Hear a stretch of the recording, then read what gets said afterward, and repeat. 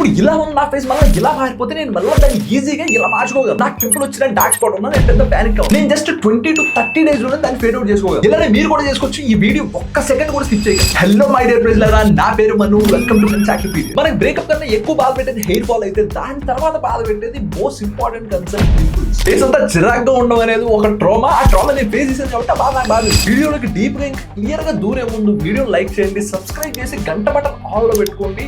And also ఎవరికైనా ఉపయోగపడుతుంది అనిపిస్తే వాళ్ళకి ఈ వీడియో షేర్ చేయండి. ఇంకా మ్యాటర్ లోకి వస్తే ఈ రోడ్ మ్యాప్ నాకు క్లారిటీ రావడానికి అండ్ ఇంటర్నెట్ లో డీప్ గా రీసెర్చ్ చేయడానికి నాకు 5 to 6 years వచ్చింది. అప్పట్లో ఇప్పుడు మీకు నేను చెప్తున్నట్టు నాకు చెప్పడానికి అప్పుడు ఎవరు లేరు. అండ్ చిన్న డిస్క్లైమర్, మీకు నా మీద మీకు నమ్మకం లేకపోయినా ఆర్ వీడియోలో ఇచ్చే ఇన్ఫర్మేషన్ మీద మీకు నమ్మకం లేకపోయినా మీ డర్మాట్ కి ఈ వీడియో చూపించి వీడు చెప్పేది రైటా రాంగ్ అని తెలుసుకున్న తర్వాత ఈ ఇన్ఫర్మేషన్ ఫాలో అవ్వండి. లేదా మీ ఫేవరెట్ వేరే ఇన్ఫ్లుయెన్సర్ ఎవరో చెప్పిందే నమ్ముతారు, నువ్వు చెప్పింది నాకు నమ్మకం లేదు అనుకుంటే నమ్మకండి, బలవంతం ఏం లేదు. సో ఇప్పుడు ప్రోడక్ట్స్ అండ్ వగేరా గురించి కాస్త పక్కన పెడదాం. ఫస్ట్ మీ దగ్గర ఏ ప్రోడక్ట్స్ ఉన్నా వాటిని వాడడం ఇమీడియట్ గా ఆపేసి ఈ బ్లడ్ టెస్ట్లు చేయించుకోండి. ఒకటి గుర్తుపెట్టుకోండి, మన బాడీలో బిగ్గెస్ట్ ఆర్గాన్ అనేది ఈ స్కిన్. ఈ స్కిన్ మీద ఏదైనా కనపడుతుంది అంటే అది లోపల జరిగే ప్రక్రియ వల్లే ఒక 70% ఉంటుంది. బయట మీరు చేసే ఏ పనులైనా కూడా 30% మాత్రమే ఉంటుంది.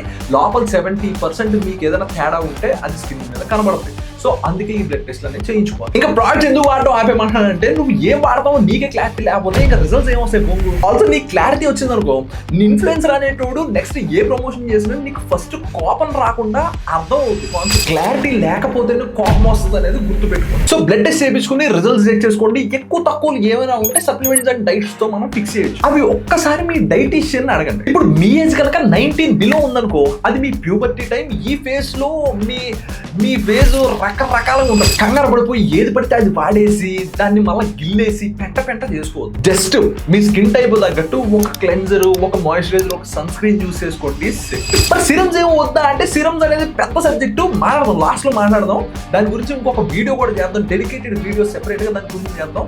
ఇప్పుడు వీటి గురించి మాట్లాడదాం. ఇప్పుడు సన్ స్క్రీన్ విషయానికి వస్తే, సన్ స్క్రీన్ అనేది అల్టిమేట్ గా ఇదే బాగుంటది అని మనం చెప్పలేము. మనమే కాదు, ఎవరు చెప్పలేదు. ఈవెన్ డర్మాట్స్ కూడా చెప్పలేదు. కావాలంటే ఒకసారి వెళ్ళి కనుక్కో. సో సన్ స్క్రీన్ మాత్రం కొంచెం కష్టపడాలి. అదే మీకు లక్కీగా ఫస్ట్ మీరు తీసుకున్న సన్ స్క్రీన్ మీకు సెట్ అయిపోయింది అనుకో, మీరు దాన్ని మారుద్దాం, కొత్త వాడదాం అని ఆ దూల తగ్గించుకుంటే మంచిది. ఒక్కసారి ఏదైనా సన్ స్క్రీన్ మీకు సెట్ అయ్యాక మీరు ఖచ్చితంగా ఆ సన్ స్క్రీన్ ని మినిమం 1 year వాడాలి. ఆ 1 year వాడిన తర్వాతే వేరే సన్ స్క్రీన్స్ ని చూసుకుంటే బెస్ట్ అనేది నా ఒపీనియన్. ఆ 1 year అయిపోయిన తర్వాత మీరు కాస్త వేరే మార్చుకోండి, అప్పుడు తప్పులేదు. ఎందుకంటే 1 year లో ఫేస్ చాలా డ్రాస్టిక్ చేంజెస్ వస్తాయి మీరు కన్సిస్టెంట్ గా డైలీ సన్ స్క్రీన్ లెక్క వాడగలిగితే. అండ్ సన్ స్క్రీన్స్ కి సెట్ అవ్వడానికి ట్రయల్స్ పడతాయి, చాలా ఎక్కువ ట్రయల్స్ పడతాయి. ఒక సన్ స్క్రీన్ ని రాసిన వెంటనే సెట్ అయిపోవాలి, రాసిన వెంటనే పొద్దున్నే తెల్లారేసరికి మహేష్ బాబు అయిపోవాలంటే నో అవో. ఖచ్చితంగా ట్రయల్స్ అనేవి ఎక్కువ పడతాయి, కొంచెం ఓపిక కావాలి దానికి. ఇది మనం డే టైం రాసుకుంటాం. అసలు చెప్పడం మర్చిపోయాను, మీ స్కిన్ టైప్ దగ్గర చూస్ చేసుకోండి. నేను ట్యాగ్డ్ ప్రోడక్ట్స్ లో ఎక్కడో నా సజెషన్స్ అయితే ఇస్తా. ప్రతి 3 స్కిన్ టైప్ 4 స్కిన్ టైప్లకి నేను ట్యాగ్ సజెషన్స్ అయితే ఇస్తా. మాయిశ్చరైజర్ చాలా simple, day and night 2 times ఇది వాడాలి. మీ స్కిన్ టైప్ కనుక డ్రై అండ్ సెన్సిటివ్ అయితే క్రీమ్ బేస్డ్ వాడండి. Combination normal or oily skin అయితే జెల్ బేస్డ్ వాడండి. ఈవెన్ సన్ స్క్రీన్ అయినా కూడా సేమ్ ఇదే ప్యాటర్న్ ఫాలో అవుతాము. సో ఈ మాయిశ్చరైజర్ అనేది మీరు అప్పుడే స్నానం చేసి ఫేస్ వాష్ చేసుకొచ్చి బయటకు వచ్చాక టవల్తో డ్యాప్ చేసుకుంటారు కదా, స్టిల్ ఇంకా ఫేస్ ఒక 30% అంటే 70% డ్రై అయ్యి 30% కొంచెం గట్టిగానే ఉంటుంది. ఆ టైంలో కనుక మీరు మాయిశ్చరైజర్ అప్లై చేసుకుంటే బెటర్ అబ్జార్ప్షన్ ఎక్కువ ఉంటుంది. అంటే మీ ఫేస్ ప్లంపీగా హైడ్రేటెడ్ అయ్యి ఈ మాయిశ్చరైజర్ డ్రై అయ్యాక మనం సన్ స్క్రీన్ అప్లై చేసుకుంటాం. మాయిశ్చరైజర్ అనేది పూర్తిగా డ్రై అవ్వాలి. మీకు క్లియర్గా గుర్తుపెట్టుకోండి, ఫేస్ అనేది డ్యాంప్గా ఉండాలి. ఓన్లీ 70% మాత్రమే డ్రై ఉన్నప్పుడు మనం మాయిశ్చరైజర్ అప్లై చేసుకుంటాం. మాయిశ్చరైజర్ అప్లై చేసుకున్న తర్వాత మాయిశ్చరైజర్ డ్రై అయిన తర్వాత సన్ స్క్రీన్ అప్లై చేసుకుంటాం. ఇది ఇప్పుడు morning.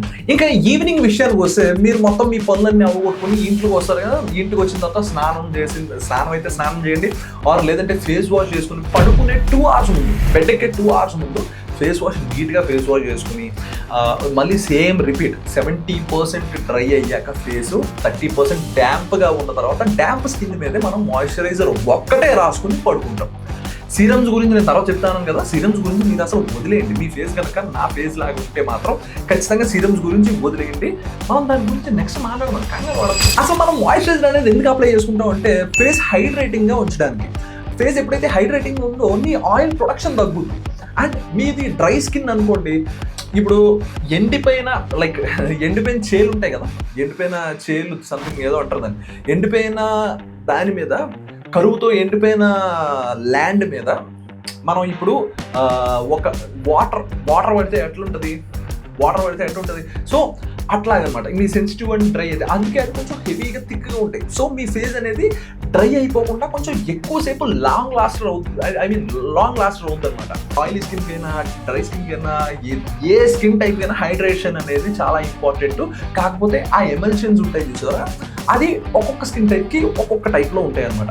Like for example oily skin and combination normal skin వాళ్ళకి dry gel sun screens, gel moisturisers ఎట్లా ఉంటాయో వీటికి క్రీమ్ బేస్డ్ ఉంటాయి. డ్రై స్కిన్ అండ్ సెన్సిటివ్ వాటికి క్రీమ్ బేస్డ్ ఉంటాయి. బట్ రెండు చేసేది ఒకటే, ఏంటది హైడ్రేషన్ వస్తే ఏంది, ఫేస్ అనేది ప్లంపీగా ఉంటుంది, ఏజింగ్ ఫాస్ట్గా అవ్వదు, అండ్ మీకు ఏదో డార్క్ స్పాట్స్ అవేమైనా పింపుల్స్ డార్క్ స్పాట్స్ ఇవన్నీ కూడా తగ్గుతాయి, మీకు పిగ్మెంటేషన్ అవ్వదు, అండ్ ఓవరాల్గా బాగుంటుంది. అబ్బా మాయిశ్చరైజర్ రాసుకుంటే బాగుంటుంది. అండ్ ఆ టెక్నికల్ టర్మ్స్ అన్ని నేను తర్వాత డీటెయిల్గా ఎక్స్ప్లెయిన్ చేస్తాను. లేదు అంటే మన ఇన్స్టాగ్రామ్లో ప్రతి ఒక్క కన్సర్న్కి వీడియోస్ నేను చేశాను. దగ్గర 800-900 వీడియోస్ నేను చేశాను. 1 minute ఇన్ఫర్మేషన్స్ ఒక్కసారి వెళ్ళి చూసుకోండి. అక్కడికి వెళ్ళి చూసుకొచ్చిన తర్వాత మీకు ఇది ఇంకా క్లారిటీగా వస్తుంది, క్లారిటీగా అర్థం ఉంది. సో ఇప్పుడు ఈ మాయిశ్చరైజర్స్ అనేవి అందుకు మనం వాడతాం. ఆల్సో ఇది ఒక ప్రొటెక్షన్ లేయర్ లాగా మారి బయట ఉన్న దుమ్ము, పొల్యూషను అంతెందుకు మన సన్ స్క్రీన్నే పోర్స్ లోపలికి వెళ్ళిపోయి అక్కడ స్ట్రక్ అవ్వకుండా చేయడానికి ఒక లేయర్ లాగా ఫామ్ అవుతుంది. ఒకవేళ మనం మాయిశ్చరైజర్ రాసుకుంటే ఇవన్నీ మన స్కిన్ లోపలికి వెళ్ళిపోయి అక్కడ పేరుకుపోయి ఆ పోర్స్ అనేవి క్లాగ్ అవ్వవు, అంటే పింపుల్స్ అనేవి రావు. మాయిశ్చరైజర్ పంచాయతీ అయితే ఇప్పుడు మనం క్లెన్జర్ విషయానికి వద్దాం. అదేంటన్నా ముందర క్లెన్జర్ మాట్లాడాలి కదా, ముందర అన్నీ మాట్లాడి లాస్ట్లో క్లెన్జర్ మాట్లాడుతున్నావు ఏంటి అంటే, ఈ క్లెన్జర్స్ మీద చాలా మందికి చాలా అపోహలు ఉన్నాయి. అవన్నీ ఇప్పుడు క్లియర్ చేద్దాం. ఫస్ట్ వన్ వచ్చి క్లెన్జర్ అన్న ఫేస్ వాష్ అన్న ఒకటే. క్లెన్జర్ అంటే మోర్ టెక్నికల్ టర్మ్, ఇంకా ఫేస్ వాష్ అంటే జనరల్ టర్మ్ అనమాట. లైక్ ఇప్పుడు మనం ఫర్ ఎగ్జాంపుల్ ఇప్పుడు నువ్వు మెడికల్ షాప్కి కానీ లైక్ నువ్వు క్లినిక్స్కి కానీ వెళ్ళావు అంటే, డెర్మటాలజిస్ట్ క్లినిక్స్కి కానీ వెళ్ళావు అంటే అక్కడ క్లెన్జర్ అంటారు వాళ్ళు. క్లెన్జర్ అంటే అది టెక్నికల్ టర్మ్. ఇప్పుడు నువ్వు డీమార్ట్కి కానీ ఏ కిరాణా షాప్లో కానీ ఎక్కడికైనా నువ్వు ఇప్పుడు సెర్చ్ చేసేటప్పుడు కూడా గూగుల్లో సెర్చ్ చేసేటప్పుడు ఫేస్ వాష్ అంటావు, అది జనరిక్ టర్మ్, అంటే నేను వాడుకునే నార్మల్ సాధారణమైన టర్మ్. సో ఇది క్లియర్ అయిందిగా. సో క్లెన్జర్ అన్న ఫేస్ వాష్ అన్న ఒకటే. ఇంకా నెక్స్ట్, క్లెన్జర్ వల్ల ట్యాన్ పోద్ది అనుకుంటారు కానీ క్లెన్జర్ అంటే ఓన్లీ క్లీన్ చేసేది మాత్రమే, ట్యాన్ పోగొట్టేది కాదు. ట్యాన్ పోగొట్టే థింగ్స్ అన్ని కూడా సన్ స్క్రీన్, సిరము చేస్తాయి. ఇది మరి ఇన్ఫ్లుయెన్సర్స్ అందరూ ప్రమోట్ చేసేటప్పుడు ట్యాన్ పోద్ది అని ఎందుకు చెప్తారు అంటే, according to the brand and influencer policy, companies వాళ్ళు వాడే ఇంగ్రీడియంట్స్ అండ్ సోర్సింగ్స్ అవన్నీ కూడా ట్యాన్ పోగొట్టేవి వాడతారు. Like glycolic acid, kojic acid, lactic acid, like azelaic acid etcetera అనమాట. సో ఆ ప్రొడక్ట్ అడ్వర్టైజ్ చేసుకునేటప్పుడు ఆ క్లైమ్స్ అన్ని కూడా వాళ్ళు చెప్పి తీరాల్సిందే. ఇక్కడ మీరు ఏమైనా తిట్టుకోవాలి అనుకుంటే ఇక్కడ బ్రాండ్స్ నే తిట్టుకోవాలి అని కూడా నేను చెప్పను, ఎందుకంటే వాళ్ళు చేసే క్లైమ్స్ కరెక్టే కదా, వాళ్ళు వాడే ఇంగ్రీడియంట్స్ కరెక్టే కదా. స్టిల్ ట్యాన్ ఎందుకు పోదు అంటే, మనం ఫేస్ వాష్ చేసే టైం ఎంత, 1 to 2 minutes. ఇది కాంటాక్ట్ టైం తక్కువ ఉండడం వల్ల షార్ట్ టర్మ్ లో ట్యాన్ పోవడం అనేది ఇంపాసిబుల్, ఎందుకంటే అది లోపల జరిగే ఒక సింథసిస్, మెలనిన్ సింథసిస్. సో అది ఫేస్ వాష్ వల్ల షార్ట్ టర్మ్ వల్ల అస్సలు పోదు, లాంగ్ టర్మ్ లో ఏదైనా కొంచెం ఎఫెక్ట్ ఉంటే ఉండొచ్చు. ఇది బేసిక్ గా ఎవరినో మోసం చేస్తున్నట్టు కాదు, అలా చేయనట్టు కూడా కాదు. నెక్స్ట్, ఫేస్ వాష్ వల్ల పింపుల్స్ పోతాయా? ఎస్, పోతాయి. మరి ఇందాక ట్యాన్ పోదాల్లో ఇప్పుడు ఇవెందుకు పోతాయి అంటున్నారు అనుకుంటున్నారా? ఎలా అంటే ఫస్ట్ నేను మీకు చెప్పా, క్లెన్జర్ మెయిన్ జాబ్ క్లెన్స్ చేయడం. మన ఫేస్ మీద ఉన్న ఎక్సెస్ ఆయిల్ ని, డర్ట్ ని అండ్ సన్ స్క్రీన్స్ ని ఇవి క్లీన్ చేస్తాయి. సో ఫర్దర్ గా పోర్స్ అన్క్లాగ్ చేసి కొత్తగా పింపుల్స్ రాకుండా చేస్తాయి. ఇంకా వాటిల్లో salicylic acid, benzoyl peroxide, azelaic acid, lactic acid, ఇందాక చెప్పే కదా నేను మీకు, ఆ ఇంగ్రీడియంట్స్ అన్ని కనుక ఉంటే కొంచెం లాంగ్ టర్మ్ లో ఎఫెక్ట్ బాగుంటుంది. ఇంకా నెక్స్ట్, క్లెన్జర్ అంటే నొరగరానిది, ఫేస్ వాష్ అంటే నొరగొచ్చేది. నొరగొచ్చినా రాకపోయినా రెండు ఒకటే, నేను మీకు స్టార్టింగ్ లో చెప్పాను. ఇంకా నెక్స్ట్, ఓన్లీ నొరగొచ్చే ఫేస్ వాషే మనకి మంచిది. నొరగొచ్చే ఫేస్ వాషే మన ఫేస్ బాగా క్లెన్స్ చేస్తుంది. నొరగరాని ఫేస్ వాష్ మన ఫేస్ కి ఏమీ చెయ్యవు. నేను వాడే ఫేస్ వాష్ లో ఒక్కటి కూడా నొరగరాదు. నొరగొచ్చే ఫేస్ వాష్ నేను చాలా రేర్ గా యూజ్ చేస్తా, అది కూడా ఎప్పుడు యూజ్ చేస్తానో ఇప్పుడు చెప్తా. మ్యాటర్ ఏంటంటే, నొరగొచ్చే ఫేస్ వాష్ లో నొరగరాని ఫేస్ వాష్ కూడా రెండు బాగానే పనిచేస్తాయి. కానీ మీరు ఏం యూజ్ చేసుకోవాలనే క్లారిటీ మీకు ఖచ్చితంగా ఉండాలి. ఆ క్లారిటీ మీకు ఇప్పుడు నేను చెప్తా ఒక ఎగ్జాంపుల్ తో. ఇప్పుడు ఇది బాటిల్ అనుకో, దీని మీద స్టిక్కర్ ఉంటుంది కదా, ఇది పీకేద్దాం. ఇది పీకేసిన తర్వాత దీని మీద జిగురు ఉంటుంది. ఈ జిగురుని నువ్వు వాటర్తో కడిగే, పోనీ లేదంటే సోప్తో కడిగే, పోదు.